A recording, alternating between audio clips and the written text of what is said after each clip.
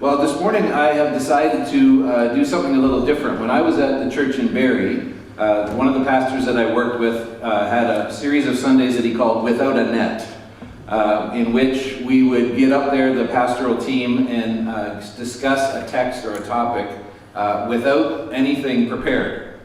Now, I have something prepared, but the part that's without a net is going to be at the end of what I share in summary.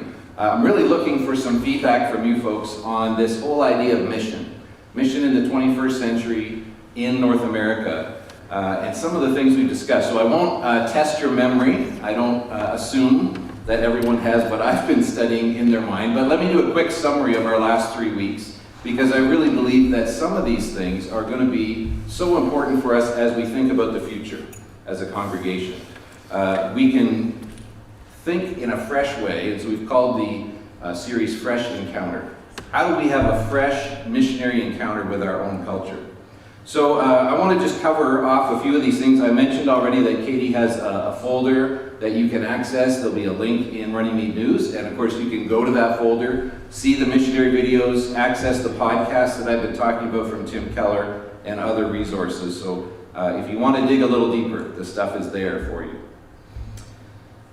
In this summary, I really want us to focus on some of the questions we asked. And if you're online with us this morning and you have a question or something comes up as I'm talking, feel free to drop it in the chat, and Katie is going to relate those to me, because I can't do more than one thing at once. I can't look at a chat and preach at the same time. On week 1, we heard from Jared, who works with InterVarsity, and Jared was on the drums this morning. He works at Pioneer Camp and in our local high schools in non-COVID times. And we really took that as an opportunity to think about youth and young adults. How do we have a fresh encounter even with people that are younger than us, and I'm speaking broadly for myself and others in this age category. How do we make an impact on kids, teens, young adults who are really growing up in a different culture than you and I grew up? We have a bit of dissonance. We have what they used to call a generation gap. I think we've got a real generation gap coming in these coming years. Even between the parents of the 60s generation and their kids, I think there's an even greater thing happening in our society. So we looked at Titus 2, 1-8, and we saw how the Apostle Paul really married good doctrine and proper lifestyle. The verbs that he used in there were teach, train, encourage, be an example, reflect integrity. There was a sense in Paul's instructions to this young pastor that he's writing to that the whole church owns the responsibility of discipling the next generation. Some of you have kids, some of you don't have kids, some of you have kids who've grown and moved away. I think according to the Apostle Paul, he would say, your job's not over. You can have an impact on the next generation of people, older to younger. And so faith transmission and character formation are really the same thing. You know, in the North American church, we have sometimes failed, sometimes succeeded at differing levels to say, well, this is what Christians believe, and to give that information to the next generation. But what about what Jesus calls us to do in terms of how we live? And so have we, as Paul says, kept together proper teaching about who Jesus is and this life of virtue, this life of mission, this life of the kingdom that Jesus spoke about so much? So this is a shared responsibility, and when we have this intergenerational mentorship or discipleship, when this begins to happen, Tim Keller in the podcast that I shared calls it faithful presence. We're raising up young people and young adults to live faithfully in a culture that may or may not understand them, may not even be interested in what they believe, and that's okay. They have internalized this idea of a faithful presence, of living in a kingdom way among people who may not agree with them. This is really the situation of Daniel, which we'll talk about in a minute. It's also the situation of the early church. The early church existed in a society that didn't understand them. In fact, was suspicious of them, thought them traitors because they wouldn't give allegiance to the emperor. And so Christians have been in this place before. We need to recover what it means to be a faithful presence when we are not the dominant voice anymore. How do we live on mission in that kind of a scenario? In week 2, we quickly looked at Linda Ruth's interview with Kathy Gooch and her friend Abigail. I think it was Mama Kay and Abigail were the names that they gave each other. And I talked from Hebrews 11 about this idea of being sojourners, of being in a liminal space. And Donna has done some great work on this as well, which she shared at Ladies' Bible Study, and she may be convinced to share it elsewhere. But she's really gone deep with this. But we just touched on the surface that God's picture of his people is as strangers and nomads, as aliens and strangers, foreigners, living this life almost as if we don't fully belong here. We're looking for something more. And so that passage in Hebrews says they had their eyes on a city that is yet to come, a heavenly city.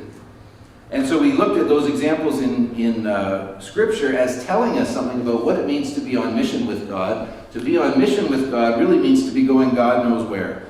So I say that a little bit cheekily, but that's what mission means. Abraham leaves his place that he knows, and God says, I'm going to send you to some new place. He doesn't say, here's the map. He just says, come. Come and follow me into this unknown where I'm going to use you to bless others.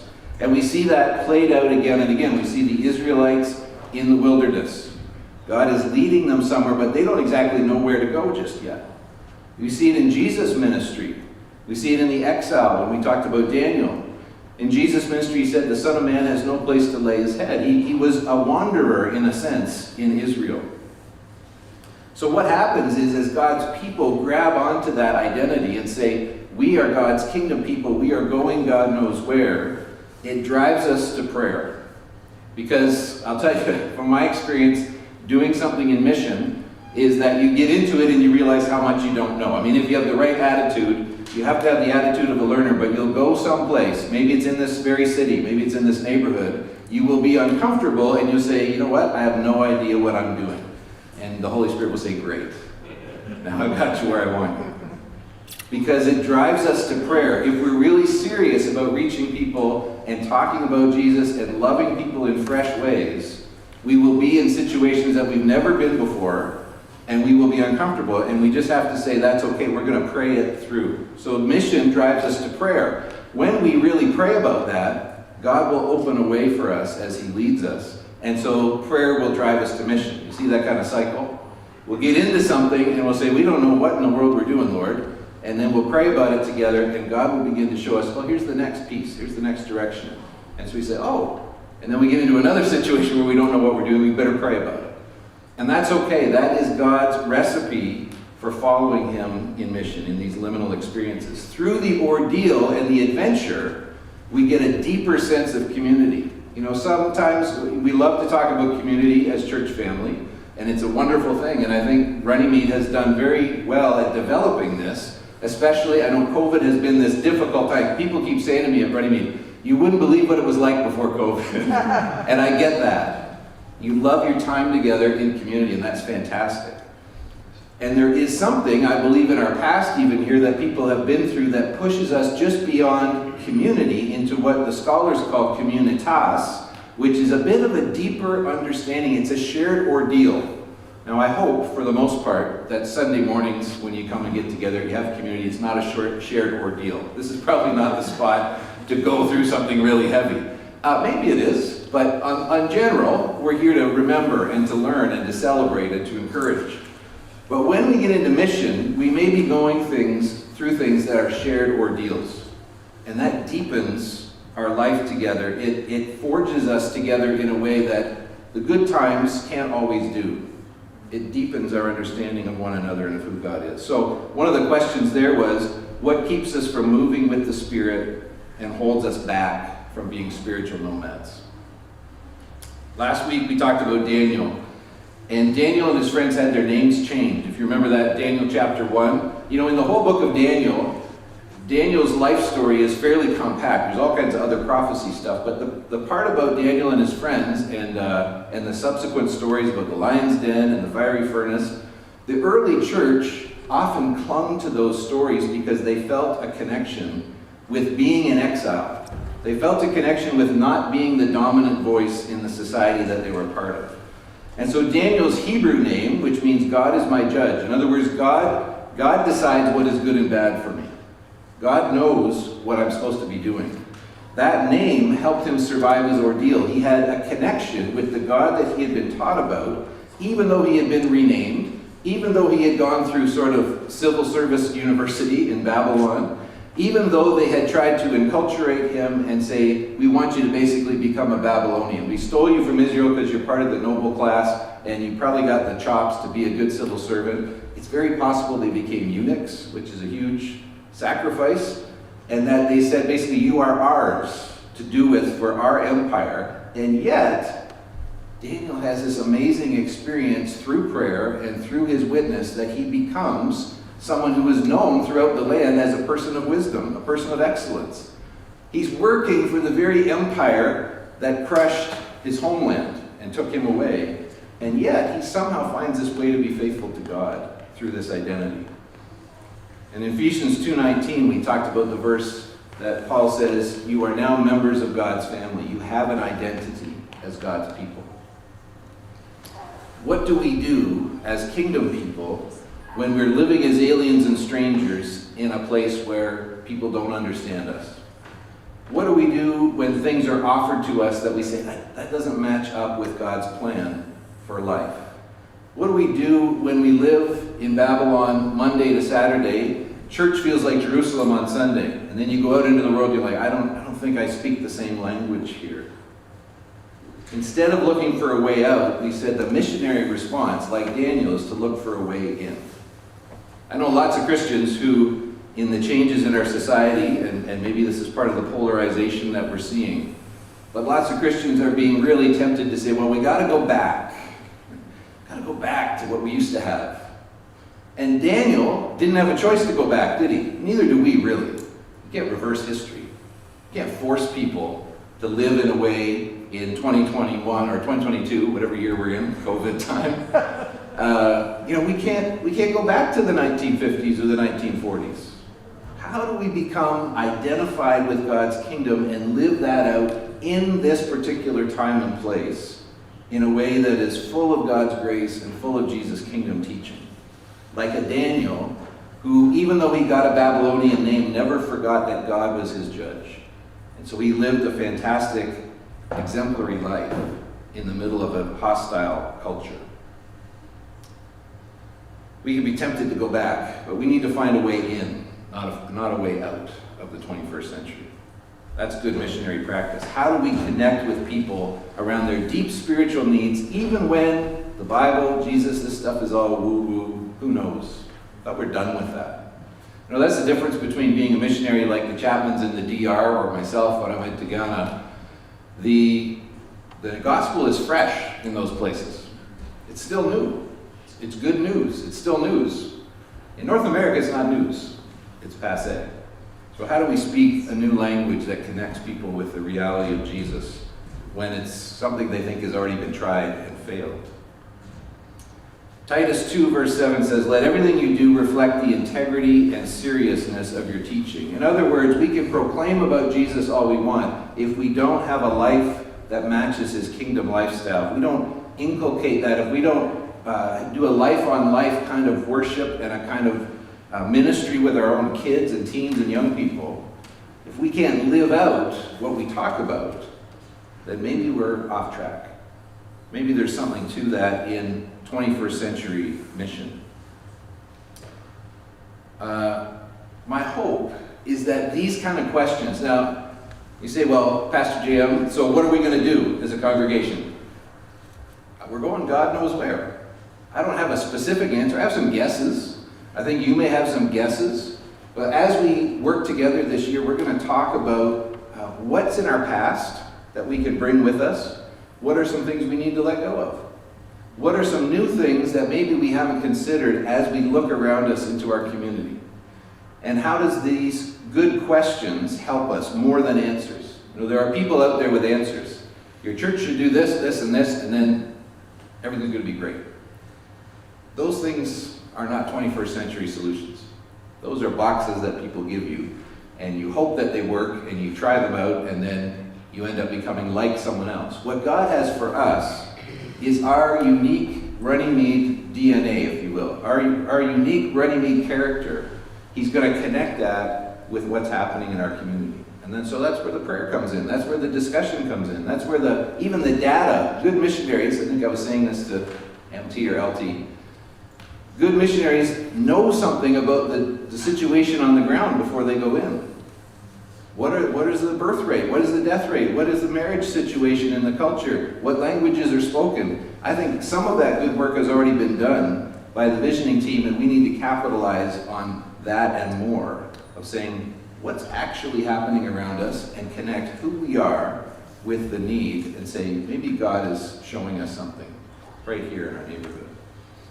That's not a one meeting process. That's a process we're going to get into together as we talk more about transition and vision.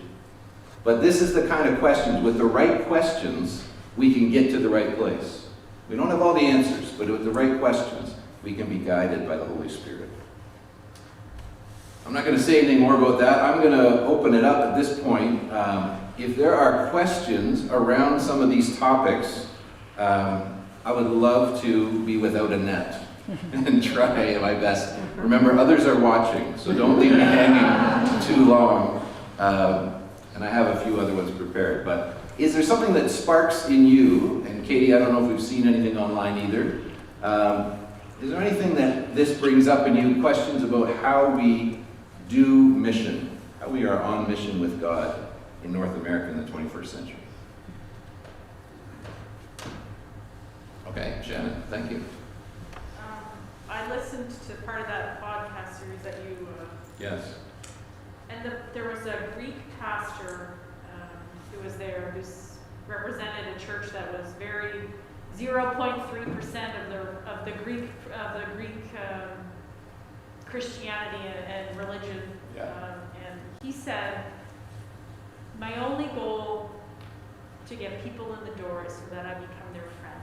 Mm-hmm. And then I can give them Jesus. Mm-hmm. And that's the only way I can do it. And that really stuck with me when he said it, and the way and the passion he said, I don't, in some ways, I hope you hear Jesus. But if all I can ever be to you is a friend like Jesus wants me to be to you, then I've done my job. And I found that really, really good. For those at home, if you couldn't hear Shannon, on the Tim Keller podcast, there's a number of interviews with people who are trying this stuff. Again, hopefully have the right questions, not the answers. And there's a Greek pastor running an evangelical church in, I believe it's in Athens. Yeah. And Christians who are Protestants, especially in Greek, because there's a long Greek Orthodoxy history there. And so Christians that are in his church make up about, not in his church, but in those types of churches, about less than 1%, about 1/3% of the whole population. And Shannon was saying that friendship was his priority. How can I have genuine relationships with people and make a connection before I ever get to Jesus? And that reminds me, actually, thank you for sharing that, Shannon. There are some stats for missionaries. If you go to a majority Muslim country and do work sort of under the radar in a country like that, they say it's upwards of 10 years of contact before you may have the opportunity to share your faith with a person. 10 years. Wow. You think about that.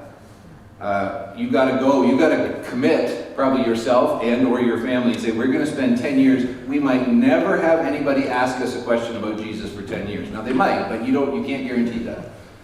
We might never have a evangelistic conversation, a conversation about what Jesus' kingdom is all about for 10 years, but we're going to commit ourselves to this place to be here for the long haul, to develop relationships of love.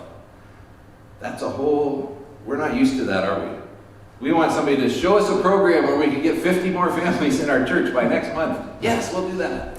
The long view missionary work in a culture like we live in Toronto that is either disinterested or mildly antagonistic at this point to the message of Jesus, or maybe more. It's long-term thinking. How do we have a faithful presence? That's what Keller calls it, in a culture that isn't interested. Carl, you had something. Yeah, I just want to riff on some of these ideas. 20, 30 years ago, when I was really growing in my faith, I heard a sermon saying, mission involves going to the nations. But the idea that kind of struck me at that time was that the nations are here in Toronto. Pretty much everyone is represented. And so that's one thing, is that I mean, and there is always going to be a need, and we should always support, missions in other countries. But there are missions here, and the other thing too is that sure there are cultural and theological gaps between the church and the world around us. But people never. One thing that I'm encouraged, and should be an encouragement to us, that people never stop being human. Yes. And needs are human needs across the board. And I think that's something to keep in mind. That what we have to offer them, and just Shannon, was it Shannon? Saying about being a friend, being a connection point, is a very, very, very essential bridge in any presentation of the gospel or the message of Jesus. Yeah. And there are a lot of people that have kind of come to Christ in that way, and we also just support what you're saying too, of having a long view of that kind of work is a congregational value that we should always have as well. Recognizing that, when we talk about youth, young adults, the church attendance yields may be low in seasons. Right? Yeah. That's going to happen. But investing and finding creative ways to do that is, I think, something to keep as a value as well. So Awesome. yeah. So you may not get 100 people showing up with their parents and they all give to the church. But to have those bridges and moments of connection and stuff like that, and doing everything we can to maximize those opportunities is important. For those of you at home, Carl, that was great. Thank you for sharing. To summarize it real quickly, one thing Carl said was that we used to think about mission as going to the nations, and the reality that in a city like Toronto, the nations have come to us. One of the most multicultural cities in the world. There's probably almost all the major languages of the world are spoken here, and many of the tiny language groups can be found here as well. And so we don't, as much as it's good, see, this is where the dividing line used to be sort of local outreach and foreign mission. There's no more dividing line anymore. People are moving and coming and going, and cultures are around us, and so that old sort of separation of thinking, that's why I say we've got to learn to think like the missionaries we used to send to Africa. We've got to do the cultural work that they would be trained in, because we now find ourselves in that spot. The other thing Carl was mentioning was that sort of long view with people. People haven't changed. As much as cultural values may shift, people have needs. And so how do we connect with people on that long view of building relationships of love and friendship and exposure to one another? That's a difficult thing sometimes. How do we get time with people when it's not on a Sunday morning in a pew? How do we have some meaningful connection with them? Okay, boy, we got the floodgates are opening. Katie, I want to take one from, no, not online. Okay, the online folks don't care. I'm just teasing. Who is next? Somebody, Nancy, go ahead. Well, if I don't talk now, there's people who are going to come and get me. Okay, So sure. yeah, two things. Love. Love, okay. If I'm walking in the park, which I often do with my friends like that, I just look at opportunity to love, to listen. Anybody who's walked with me knows I talk with anybody and everybody, right? Okay. And some people don't walk with me anymore because of that, but that's okay. I already have them. But just being open and to listen. And I think that's a lost skill because we're all in such a darn hurry. And I think that it doesn't matter. Like, people know who you are and what you're trying to get done. Yeah. And I hope that I am caught trying to love people. Yeah. And not sell them or bring them, because that will come. And I've had a friend for 40 years that I've talked Jesus with, and this is the year, and so I'm empathetic with the Muslim situation that, how much love have you poured on those people in 10 years? Have you fed them? Have you been there? Have you listened? And that is really what we're called to do. Love God, love our neighbors. Amen. So I think everything else pulls together if that's your focus. Yeah, that's great. Nancy was sharing, again, for those at home, I know our mics don't always catch everything, but about just how do we love, how do we have time for people? There was a group that did an experiment at a university fair. You know, at the beginning of the year, the freshmen come and they have all the clubs and so on. And they, maybe I'm getting my story. There was one at a university, there was one at a church, where they simply had listening hours. So if you need someone to listen to you, make an appointment or drop in, and someone's just going to listen. That's all they're going to do. No agenda. No, this is what you should do. Not like it's not even coaching. It's not saying here's some ideas for you. It's not mentoring. It's just listening, because listening has been so lost in our culture that people are desperate just to be heard. They just need to process some things out loud. So a listening ear, and as missionary, I mean, this is, again, there's no difference anymore. What Nancy's talking about, if you get trained to go to Far East Asia as a missionary, what are they going to tell you? One of the number one things you have to do is listen. You can't say that you know anything about your neighbors until you listen to them. You can't assume. You can't assume that your neighbor...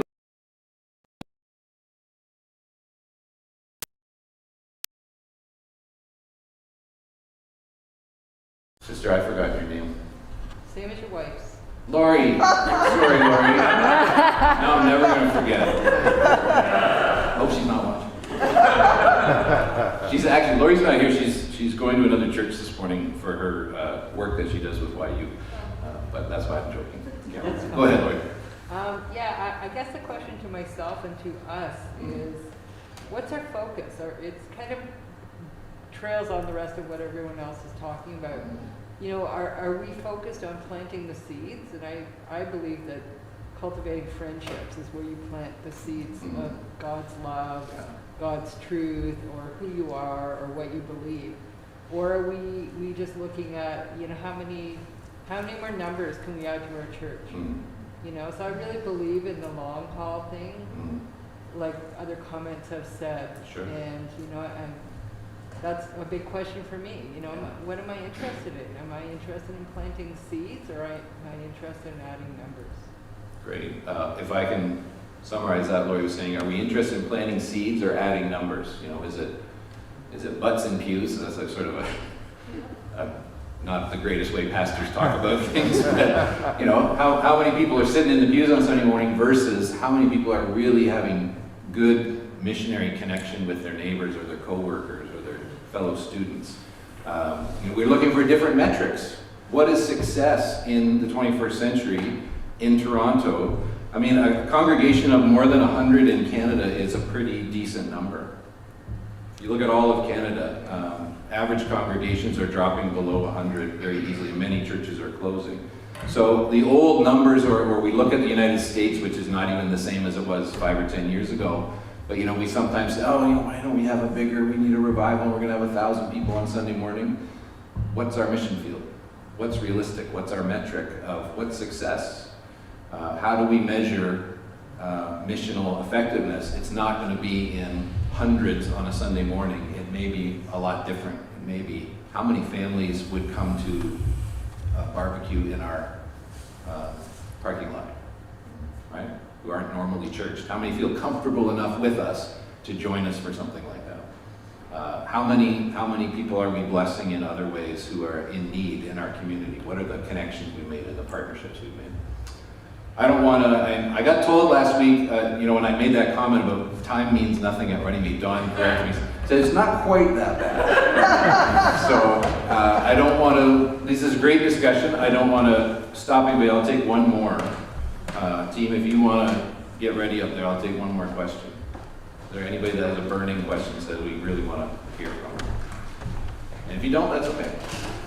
Yeah. Maybe it's not a question, but it's a feeling.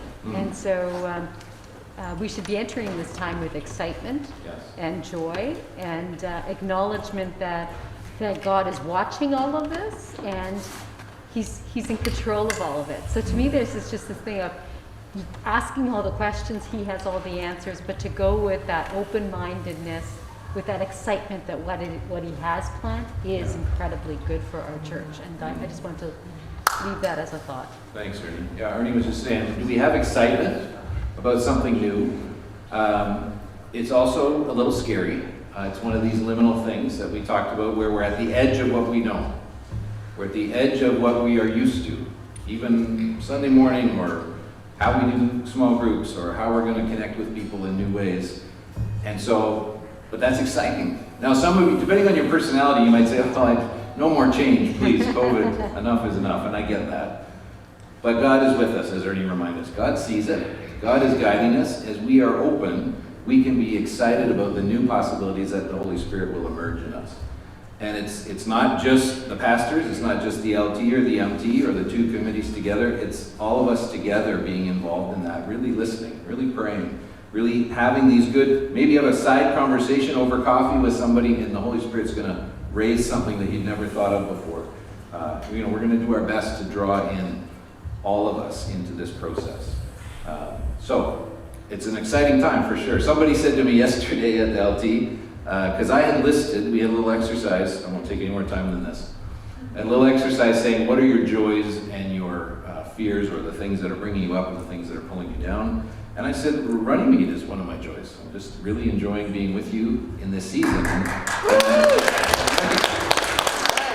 And the person said, oh good. I was really worried that you might be checking out soon because so many crazy things are happening. This is change, and the Holy Spirit is moving. And as much as we grieve the things that we have to say goodbye to, God has something new for us. So it's not about one or the other. It's about what is God going to carry with us through this season and take us out into a new place.